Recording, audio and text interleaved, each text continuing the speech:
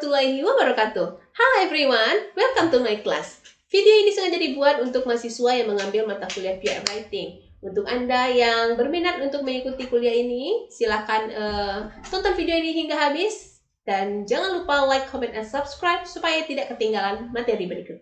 Oke, hari ini saya mau bahas tentang lanjutan video minggu lalu. Kalau minggu lalu saya sudah bahas secara singkat mengenai tentang PR writing, kemudian tugasnya apa saja macam-macam dari yang harus dibuat oleh PR writing itu, bagian-bagian dari PR itu apa saja. Nah, hari ini saya akan bahas one by one secara lebih dalam. Oke, kita lihat yang pertama, ini ada kemampuan yang harus dimiliki seorang PR dalam menulis.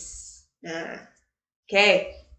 Yang pertama, seorang PR writing itu harus memiliki dasar-dasar teknis dan dalam kemampuannya menulis. Atau PR writing skill. Ya, PR writing skillnya harus bagus. Yang mana PR writing skill itu nanti kita lihat di slide berikutnya. Yang kedua, itu paham metode penulisan jurnalistik. Ya, seperti yang kita ketahui ada 5W tambah 1H.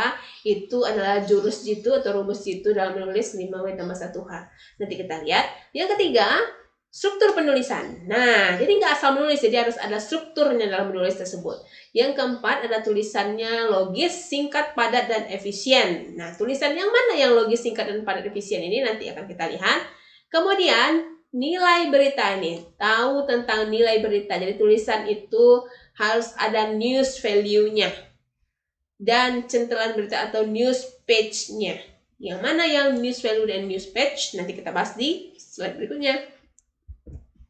Oke, kita lihat yang pertama dulu ada PR writing skill. Suatu kombinasi pekerjaan otak yang dipadukan dengan kemampuan khusus untuk memadukan ide, pengetahuan, dan kemampuan bahasa yang baik dan berwawasan luas.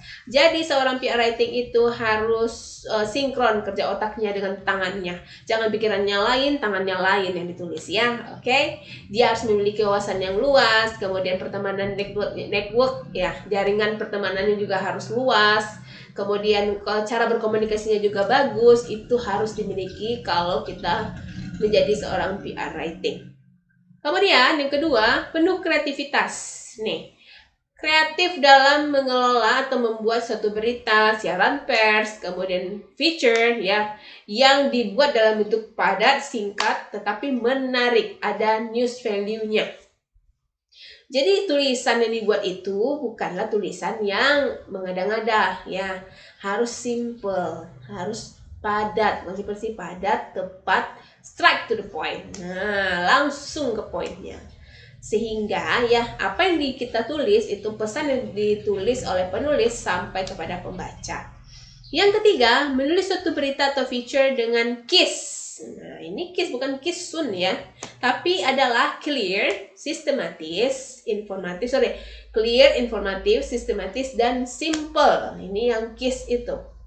Yang tepat, cepat, yang straight to the point itu adalah KISS. Clear, informatif, sistematis, dan simple. Jadi jangan terlalu panjang-panjang lebar, tapi poinnya nggak dapet ya. Yang keempat, membutuhkan data dan fakta yang aktual atau informasi yang lengkap. Sifat suatu berita, siaran pers, atau mungkin feature yang dibuat itu harus ada data yang akurat dan faktual. Tidak boleh berita hoax yang disebarluaskan. Nih, tips untuk you ingin menulis. Ini yang pertama adalah banyak membaca. Nih, jadi, you harus banyak membaca terlebih dahulu agar wawasan kita selalu bertambah. Kita harus memiliki background knowledge dulu untuk suatu hal yang ingin kita tulis. Misal, kita akan menulis informasi tentang banjir. Jadi, kita ambil aja dulu informasi misalnya 2 atau 3 tahun belakangan mengenai banjir. Wawasan kita tentang banjir ini harus luas. Kenapa terjadi banjir? Apa penyebabnya? Itu harus kita ketahui terlebih dahulu sebelum kita menulis. Kemudian latar belakang yang luas. Nah, ini tadi. Carilah data-data yang akurat ya mengenai banjir ini. Boleh 1 tahun atau 2 tahun belakangan. Karena mungkin banjir ini kan tidak terjadinya baru 1 kali. Mungkin ada beberapa kali. Mungkin sampai 3-4 kali. Jadi carilah informasi atau latar belakang terhadap suatu masalah itu lebih dalam ya. Yang ketiga, memiliki kepekaan dalam berbahasa. Nah, ini. Jadi tulisan yang kita buat menjadi sebuah kalimat, menjadi paragraf. Paragraf ini memiliki arti kata, kemudian maaf ya, memiliki arti kalimat. Kalimat ini sudah menimbulkan bunyi ketika dibaca dan memiliki pesan, dan pesan itu yang sampai kepada pembaca, begitu maksudnya ya. Jadi setiap bahasa atau kalimat yang kita gunakan itu berbahasalah dengan yang sesuai dengan bisa diterima oleh pembaca. Contohnya saja, misalnya bahasa simple, misalnya yang menjadi target kita adalah anak-anak dan remaja. Jadi gunakanlah bahasa anak-anak dan remaja. Jangan gunakan bahasa yang sekiranya hanya untuk bahasa orang yang lebih tinggi pendidikannya ya. Kalau anak-anak dan remaja tentu saja bahasanya tentu bahasa yang simple, yang mudah dimengerti. Jangan gunakan bahasa yang penuh dengan makna. Misalnya kita gunakan istilah-istilah yang menurut anak-anak dan remaja itu susah untuk dimengerti. Jangan gunakan seperti itu ya. Kemudian jangan gunakan kalimat yang bertele-tele atau kata yang bertele-tele sampai membuat sesuatu yang berbunga-bunga, jadinya nanti jadi taman ya, jangan ya. Jadi jangan gunakan bahasa yang bertele-tele, tapi bahasa yang pas, tepat pada sasarannya.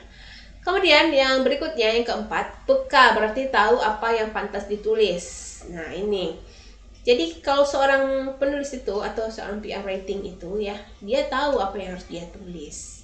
Gunakan bahasa yang polite ya, yang sopan, yang gaul tapi sopan ya. Pilihlah bahasa yang gaul tapi sopan. Misal itu kalau targetnya remaja ya. Kalau targetnya orang tua, kan nggak mungkin bahasa gaul yang kita kasih ke orang tua. Tidak semua orang tua mengerti dengan bahasa gaul tersebut. Kemudian berikutnya, banyak latihan. Nih, menulis itu ya tidak bisa misalnya kita hanya latihannya 1 kali 1 tahun, 1 kali 6 bulan, kemudian kita ikut menulis. Itu tidak mudah seperti itu. Jadi banyak-banyaklah menulis.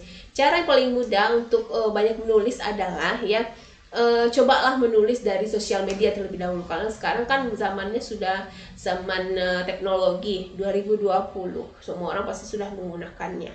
Ada misalnya sosial medianya, ada WhatsApp, ada Instagram, Facebook, kemudian Twitter ya. Silakanlah tulis di situ status update. Paling tidak mungkin 1 kali 3 jam, terus 1 kali 6 jam. Jangan 1 kali 1 menit ditulis di situ. Nanti bosan orang yang membacanya ya. Bisa hal-hal kecil seperti itu, mulailah untuk menulis terlebih dahulu. Karena semakin banyak kita latihan, semakin bagus nanti hasilnya. Mulai dulu dari status update, nanti lama-lama menjadi sebuah paragraf, paragraf jadi sebuah artikel, nanti menjadi sebuah jurnal kan. Oke, ya. Nah, berikutnya ada teknik of PR writing. Ini ada basic requirement ya. Ada clarity and interest. Kita lihat dulu yang clarity. Write so people will understand what you mean. Nih, tulislah ya apa yang orang-orang mengerti yang akan kita sampaikan. Jangan menulis sesuatu yang orang lain akan pusing membacanya. Pesannya di sini adalah good writing is writing that success in communicating. Jadi, tulisan yang bagus itu adalah tulisan yang membuat orang ini berhasil berkomunikasi antara penulis dengan membaca. Begitu juga sebaliknya, jika tidak ada komunikasi antara pembaca dengan penulis, itu namanya bad writing. Jadi tulisannya nggak bagus kalau misalnya tidak ada komunikasi yang tercipta di antara keduanya. Kemudian ini ada interest. Write to arouse audience interest to read the article. Jadi tulislah apa yang kira-kira orang tertarik untuk membacanya. Misal yang ditulis itu adalah apa ya? Misal percintaan. Nah, misal ya, ini misal. Masalah percintaan itu adalah masalah yang tidak akan selesai dari masa ke masa. Tentu saja akan membuat orang selalu penasaran dengan apa yang ditulis, misalnya tentang love, kalau kita bicara tentang cinta. Jadi itu salah satu topik yang kira-kira orang selalu tertarik untuk membacanya. Itu yang harus dipikirkan ya. Kemudian audiensnya. Good writing addresses audience interest and concern. Jadi tulisan yang bagus itu ya ditujukan kepada pembaca yang tertarik dan concern untuk hal seperti itu.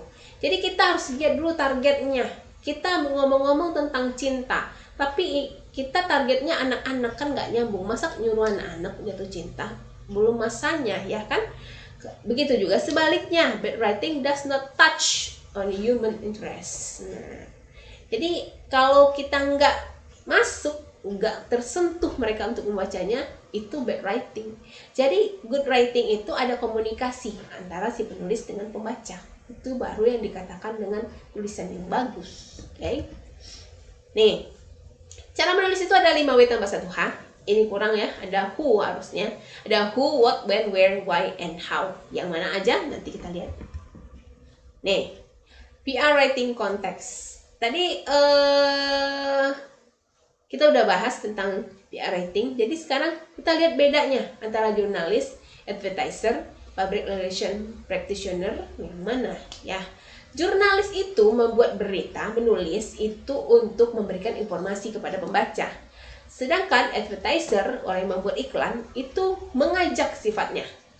Dia mengajak untuk membeli suatu produk. Kemudian kalau yang kita tuh sebagai seorang PR itu, public relation, itu kita tujuannya menulis itu membangun komunikasi atau membangun hubungan antara satu orang dengan orang lain, atau suatu perusahaan dengan perusahaan lain, atau suatu instansi dengan instansi lain. Itu yang dinamakan dengan PR writing. Itu tugasnya. Jadi tulisannya itu untuk build relationship kalau PR writing. Kalau nggak build relationship, dia hanya inform, itu berarti belum tulisan seorang PR writing.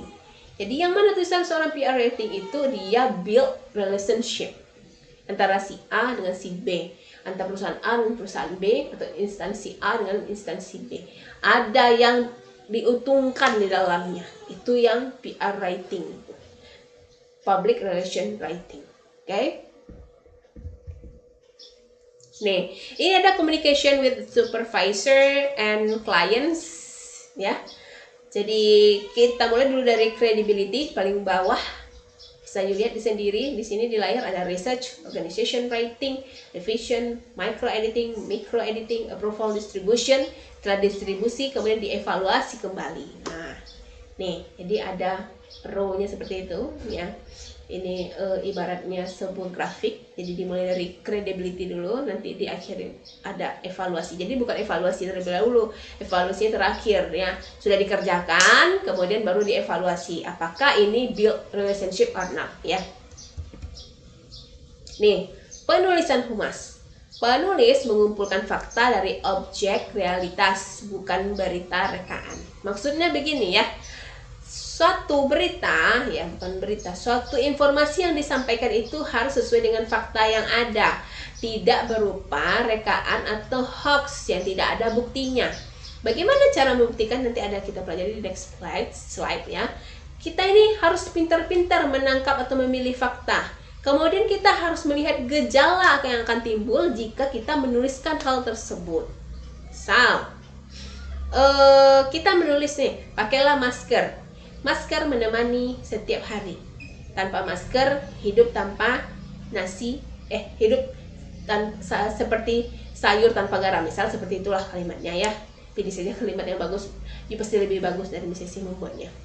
Kemudian konteksnya ini, berpikir kontekstual, ya. Konteksnya ini siapa? Ini misalnya itu kita buat suatu ajakan, itu himbauan seorang PR writing, misalnya dari sebuah instansi kesehatan. Kemudian dibuat hal seperti ini, tulisan seperti itu. Maksudnya adalah mengajak anak-anak, dari anak-anak sampai ke orang tua untuk memakai masker. Tapi you memilih bahasa yang sekiranya tidak bisa dicerna oleh anak-anak. Anak-anak nggak paham bahasa yang you sampaikan. Nah, berarti kan you tidak memikirkan konteksnya, berarti kan. Jadi pilihlah bahasa yang kira-kira singkat, padat, dan jelas, yang bisa diterima oleh semua kalangan. Bahasa yang mana? Ya, itu harus kita pikirkan sebagai seorang PR writing. Agar ya orang-orang ini memang merasa, oh iya ini pentingnya gitu, ya. Yang berikutnya, fakta sesaat hanyalah kejadian momentum, tetapi gejala dapat direncanakan dengan fakta yang lebih teliti. Momennya ada nih. Virus corona lagi marak-maraknya sekarang, itu kan fakta, bukan hoax, ya. Kemudian bagaimana caranya fakta ini, ya, menjadi sebuah tulisan yang bagus? Tentu saja harus diimbangi dengan informasi atau data-data yang akurat. Jadi pas orang membaca, orang akan mikir, oh iya ternyata virus corona itu berbahaya, bukan virus hoax ternyata. Jadi kalau kena virus ini ternyata dampaknya seperti ini. Virus ini ditimbulkan dari hal-hal yang begini. Ini cara penularannya. Nah, setelah kita jelaskan secara detail seperti itu, tentu saja itu akan membuat orang lebih concern dengan si virus ini, lebih concern terhadap kesehatan dirinya masing-masing. Seperti itu ya. Oke. Ini ada PR writing style. How does this different PR aspect affect your PR writing? Ini ada corporate communication, external relation, investor. Nah, corporate apa sih? External, investor, community, media, government, public affair, corporate public relation and marketing communication. Ini kita bahas di pertemuan berikutnya. Kemudian ini untuk tugas new hari ini, PR writing style. What else affect your writing style and tone? Ya, ini apa pengaruh ya tulisan jika you menulis ini your writing style dengan suatu instansi ini ya, apa pengaruhnya dengan setelah dibuat tulisan misalnya ya, setelah dibuat tulisan misal dalam bentuk siaran pers ataupun iklan, kira-kira apa pengaruh antara dua buah ini perusahaan atau dua hal yang berhubungan seperti ini. Yang pertama kita lihat dulu business nature ya. Ini contohnya ada cosmetic companies versus architectural consultant firms ya. Jadi ada perusahaan kosmetik dengan konsultan arsitek. Ini apa pengaruhnya antara keduanya? Ya. Tadi PR itu kan build relationship. Jadi apa relationship antara keduanya? Antara cosmetic companies dengan konsultan architectural. Jadi kita lihat apa? For example, contohnya perusahaan kosmetik mengeluarkan misalnya lipstik terbaru. Kemudian konsultan arsitektural ya ini yang membuat nanti bentuk dari si lipstik ini. Jadi kan mereka saling berketergantungan ya. Misalnya contohnya nih, anggapnya ini lipstik ya. Sorry ya, ini anggapnya lipstik. Bentuknya seperti ini sekarang ya, lipstik yang akan dikeluarkan. Seperti pulpen. Yang membuatnya adalah si konsultan arsitektur. Nah, ini salah satu bentuk kerjanya. Mereka membutuhkan architectural consultant firm untuk menciptakan produk mereka sesuai dengan apa yang mereka inginkan. Mereka memberikan gambaran seperti ini. Saya yang cosmetic companies memberikan gambaran, saya ingin lipstiknya yang launching produk yang berikut yang akan datang ini seperti pulpen. Jadi orang bisa membawanya kemana-mana, dimasukkan ke dalam kotak pensil, kemudian nanti atau diselipin di saku oleh yang perempuan tuh bisa. Dia maunya seperti itu contohnya ya. Kemudian diterimalah misalnya keinginan oleh si arsitektural konsultan ini. Terus nanti dibikinkan seperti ini. Kemudian diberikan lagi ke cosmetic companies, ternyata memang hasilnya seperti itu. Oke. Tuh salah satu contohnya. Bagaimana dengan company culture? Sorry ya. Company culture. For example, government versus TV station. Ini apa pengaruh apa hubungan antara kedua perusahaan ini? Government versus TV station. Kemudian ada target audience. Ini ada internal dan external audience. Kita lihat dari education background. Kita ambil saja misalnya hubungan antara mahasiswa dengan dosen atau pengajar, atau hubungan mahasiswa dengan kampus, itu bagaimana? Apa misalnya relationshipnya antara keduanya, build relationshipnya. Kemudian types and formality of activities. Ini contohnya ada marketing event and annual result announcement. Misal ini kita mengadakan konser, kemudian ada iklannya, ada misalnya pengumuman dalam bentuk spanduk, itu apa? Build relationshipnya, itu silahkan you buat ya di buku tugas you, nanti you kumpulkan. Jadi lihatlah hubungan atau pengaruh dari masing-masing ini: business nature, company culture, target audience, and type and formality of activities. Silakan. Jangan lupa dibuat itu pengaruhnya apa, kemudian contohnya apa. Oke? Nih, fact. Kita bicara tentang fakta. Fakta dapat dikumpulkan melalui ada 3 cara. Satu, pengamatan melalui foto, kemudian ada wawancara narasumber.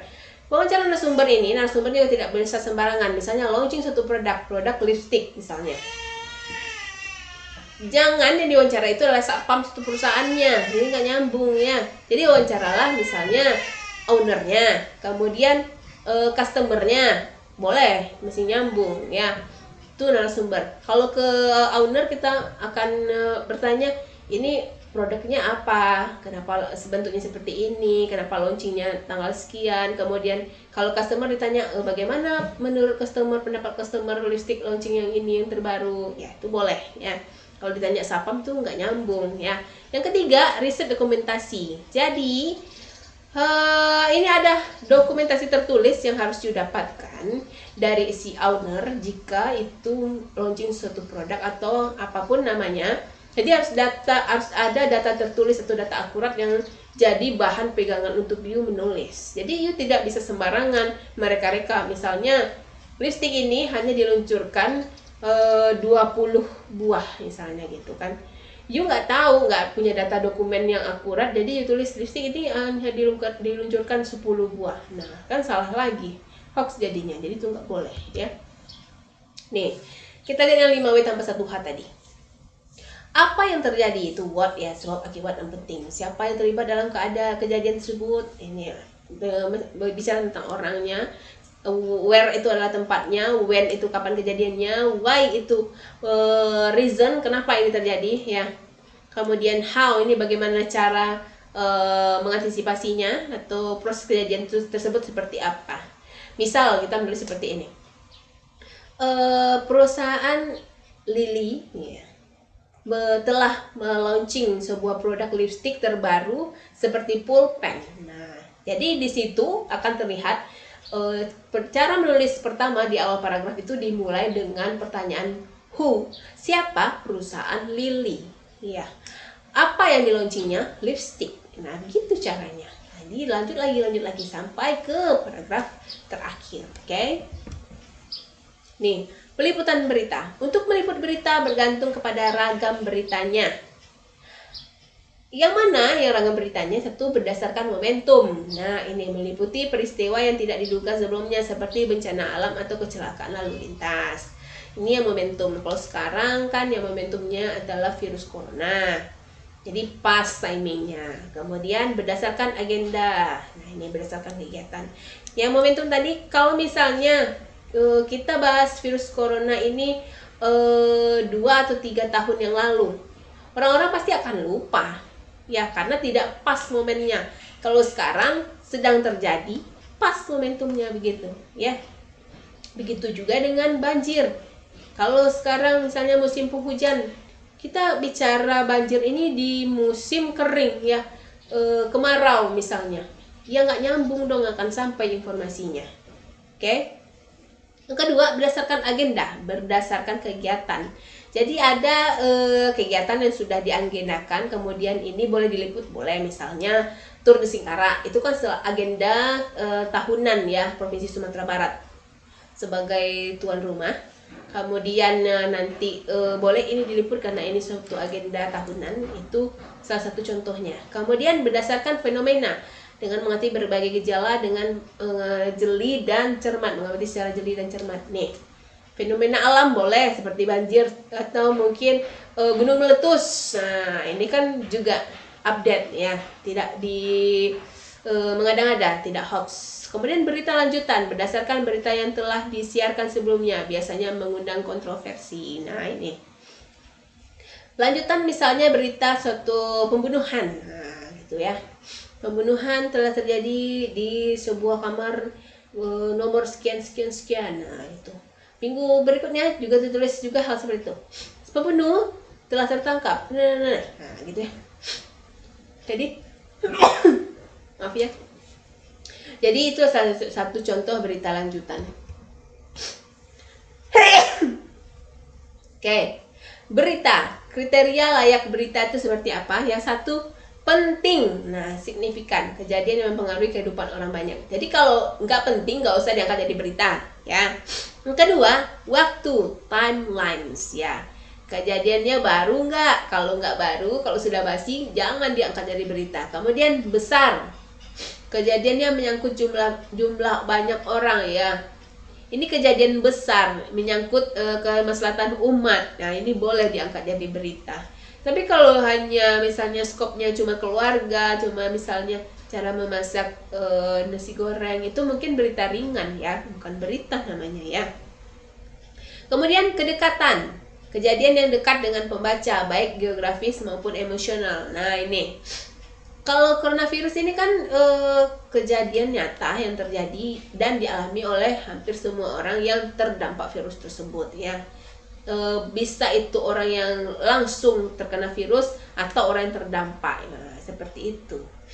Yang mana yang terkena virus tentu saja orang yang dirawat di rumah sakit. Yang mana yang terdampak orang-orang yang bekerja, banyak yang dirumahkan sekarang. Itu kan dampaknya. Jadi semuanya itu terkena ya oleh coronavirus ini, baik orang yang langsung terpapar dan orang yang terkena dampak. Berikutnya ada tenar. Ini menyangkut hal-hal yang terkenal ya. Kalau sekiranya orang yang kita tulis itu tidak terkenal, tentu saja membuat pembaca itu kurang tertarik melihatnya atau membacanya. Coba dong yang ditulis misalnya Runa ya, contoh ya.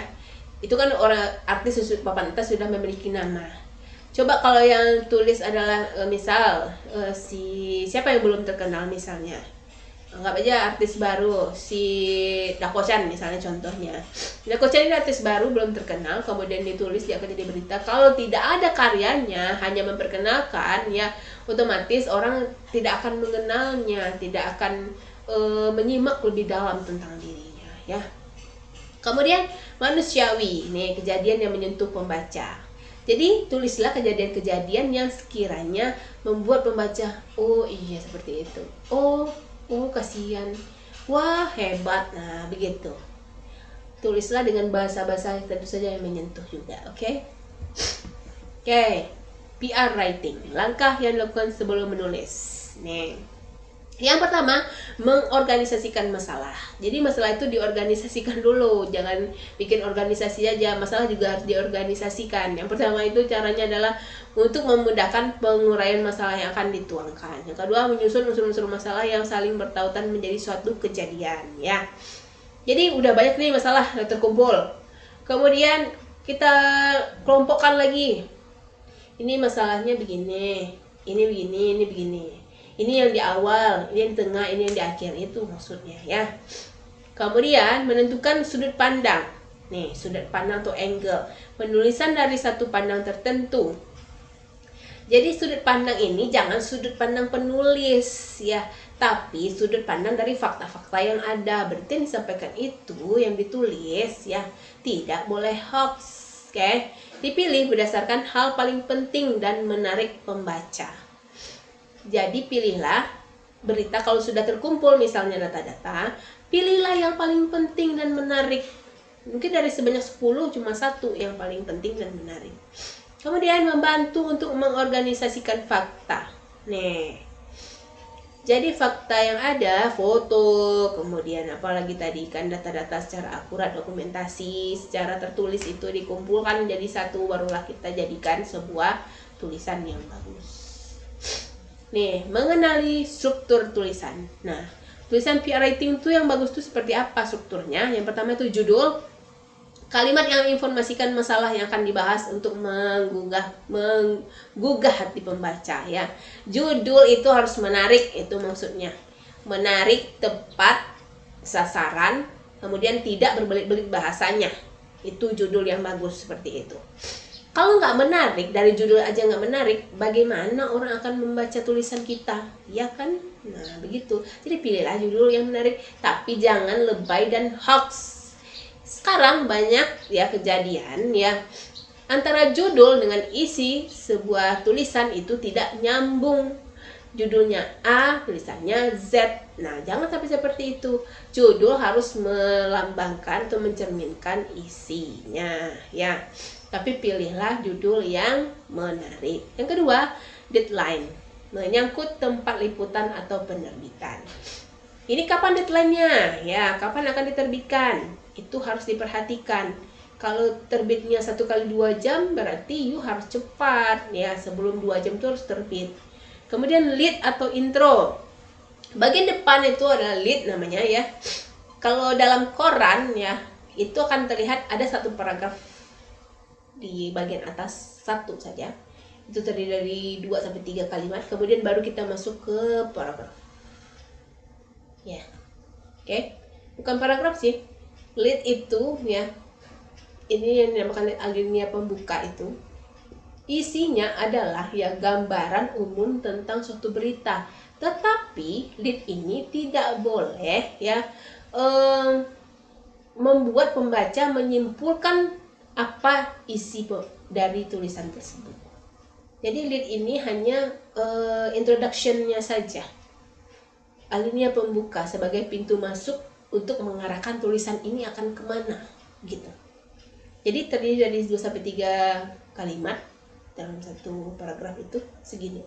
Kemudian baru kita masuk ke dalam beritanya dari paragraf pertama sampai terakhir gitu. Itu yang lead ya di awal itu. Kemudian jembatan atau bridge ini mengantarkan benang merah dari pernyataan atau kalimat sebelumnya. Jembatan penghubung atau transition bridge dapat digunakan untuk mengaitkan alinea. Nah ini jembatan bridge ini sama dengan kata penghubung ini maksudnya ya.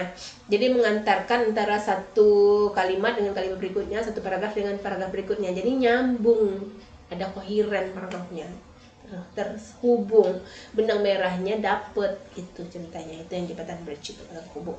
Kemudian tubuh atau body, bagian yang menyajikan pokok bahasan secara menyeluruh, mencakup kronologis dan hubungan sebab akibat. Jadi ada kalau ada lead, kemudian ada intro, kemudian ada body, kemudian ada penutup ya, plus ya, itu paragraf terakhir. Jadi nggak sembarangan. Jadi jangan, kalau kita menulis itu jangan tubuh dulu, tapi dari atas dulu, kepala dulu, baru ke badan, kemudian baru ke kaki. Begitu caranya. Jangan langsung menjelaskan apa intisari berita, tapi ada dulu paragraf perkenalannya, kemudian isinya apa, baru penutupnya. Oke? Nih, the different kinds of PR writing. Nah, ini ada media invitation, press release, statement, holding statement, ini bagian-bagiannya ya. Ada strategi paper, marketing communication, proposal, memo, correspondence, corporate material, complaint letter, PR proposal, ya bisa dilihat sendiri ya. Ada insert email, ya speech. Jadi kalau PR writing itu dia juga membuat speech. Speech siapa? Ya speech leader atau bos you atau pimpinan you yang membuat. Misal kita seorang PR writingnya Pak Rektor ya, PR writing. Pak Rektor mau pidato di suatu acara, misalnya pembukaan mahasiswa baru tahun 2020. Sebagai seorang PR writing, you harus membuatkan speech-nya Pak Rektor mengenai PPK2MB ini. Apa saja yang akan disampaikan, kemudian bagaimana cara Pak Rektor nanti menyampaikan, itu adalah skenario-nya PR writing. Ada kerjasama nanti antara Pak Rektor, antara PR writing dengan Pak Rektor. PR writing nanti yang akan mengarahkan kepada Pak Rektor. Pak Rektor nanti, Pak Rektor begini. Kemudian nanti apa yang akan ditulis itu untuk speech ini ya, contoh ya. Untuk speech ini, sebagai seorang PR writing, you harus bertanya dulu misalnya dengan Pak Rektor.